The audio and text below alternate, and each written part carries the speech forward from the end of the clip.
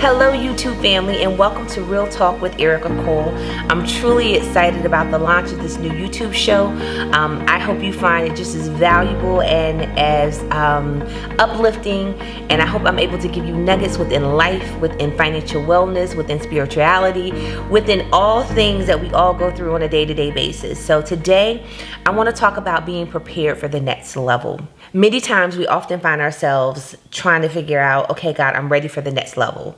I'm ready to move to this new location. I'm ready to find this new love. I'm ready to have this new opportunity with my employer. I'm ready to advance. I'm ready to go to the next level in school. We're always ready for what's next. But what I'm learning to do, especially over the last several years, is there's a preparation period.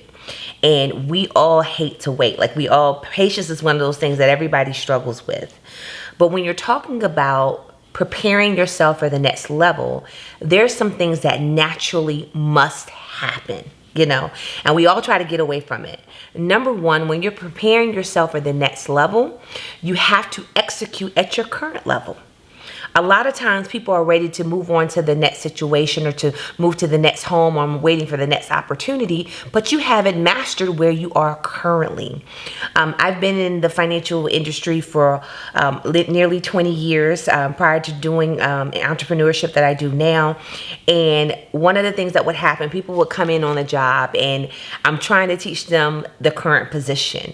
And they already had their eyes on, I want to do what she's doing, or I want to do what he's doing, or I want your job. Like, how do I get to your job? And I love that. I love the passion. I love the eagerness. I love, and I've always been like that. Okay, I got my eyes on what's over here, and that's fine. There's nothing wrong with that. But what I would always tell the people that I was mentoring is, I love that about you. I love that you're passionate. I love you have a desire to get to the next level. But in order for me to take you to the next level, I need you to master where you are right now. I need you to show me that you can do this and you can do it in a certain amount of time. I need you to show me that doing this is not stressful for you. I need you to show me that you have the time, the ability, and the skill sets to handle where you are right now in your life. And so that's the first step. That's the first step in preparing for the next level. The second step is vision. People lack vision. You have to have vision. I'm a woman of faith, and so I believe in my Lord and Savior Jesus Christ, and I believe in His Word. And His Word tells me in Habakkuk 2, and we love to talk about Habakkuk 2, right? Habakkuk 2:2 says, "And the Lord answered me and said, write the vision and make it plain upon tables, that he may run that readeth it." I love that. So we got to write down our vision. We got to know, okay, this is what I want to do. This is where I want to go. This is the next level that I'm trying to obtain. But people always stop there. There's a third scripture to that you need to read. And it says, "For the vision is yet for an appointed time. But at the end it shall speak and not lie. Though it tarry, wait for it." Wait for it. We hate to wait, right? We say, okay, Lord, I need you to send me this husband. Lord, I need you to send me this opportunity. Lord, I need to get to this next level. It clearly says, for the vision is yet for an appointed time. Maybe you're not ready for that yet. But in the end, it shall speak and not lie. Though it tarry, wait for it, because it will surely come. It will not tarry. And that is the thing that I personally have been going through some things in my life physically, and I have been desiring a baby now for years and struggling with infertility. And I'm always reminded, I'm like, God, you said that if I ask the desires of my heart, you'll give it to me. You said if I write the vision and make it plain. I've done my vision boards, and I always write it down. And at the beginning of the year, I do some of the things that I need to do, and I fast. But again, it's going to happen at the appropriate time. And we hate to wait for anything. Like we want God to do it right now, right? We want things to happen instantly. But we got to understand that some things are going to take time, and it's going to be for the appointed time. It's going to happen when it's supposed to happen. So that's number 2. Number 3 is aligning yourself with the right people. Listen, aligning yourself with the right people. Check your circle of influence. Check your friends. Check your surroundings. Even in your household, aligning yourself with the right people. That's why even when people are looking for a mate and it says you got to be equally yoked, Because you may have one plan, you may have one vision, or you may see your life in one way, and this person may say, hey, I don't want to do that. I want to do this, and I don't believe this way, and I want to do these things. You got to make sure that the right people are around you. If you go to your family and your friends and you're excited about an opportunity, you're excited about this new job or this new venture or this dream that you had about something that you want to do, and they shoot it down, you let that stuff feed into your system and into your soul and into your spirit. And then what happens is you doubt yourself. You doubt what you wanted. You doubt your vision. You doubt your dream. Those are dream killers. You want to remove the dream killers from around you. I don't care how long they've been in your life. I have people tell me all the time, like, this girlfriend, oh my God, we've been friends since elementary school. She doesn't believe in what I'm doing. She doesn't believe in the dream that I have. That season may be over with. That's okay. She may have been an appropriate friend in elementary school and in junior high. But now as an adult, as you're looking to make some life changes and some life decisions, you may have to cut the ties to that friend. You may even have to cut ties to some family members that are doubting your dreams and your visions and your hopes. Because that matters. Your circle of influence matters. Anytime I can call one of my girlfriends and say, hey, I got an idea. You think me doing this YouTube channel wasn't scary? You think me going out on a limb and saying, let me try something different. I've never done this before, but this is in my heart to share with people.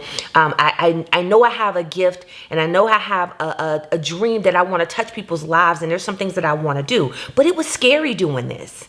So I got to make sure I have the right people around me. Not that always say, oh, that's right, you're doing the right thing or whatever, but to pour into me and to believe in me, believe in my vision.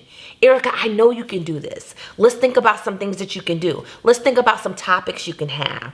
Let's think about some directions that you could take your show. That's what's important.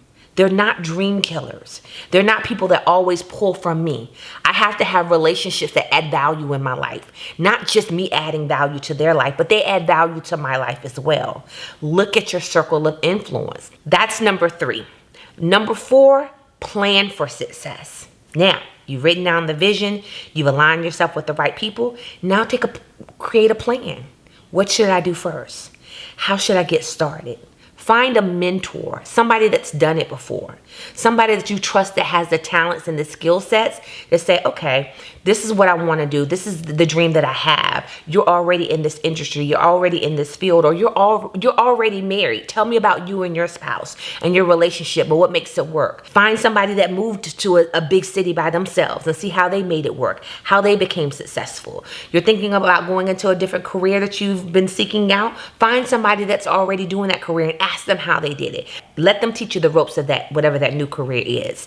So again, make a plan for success. It's true.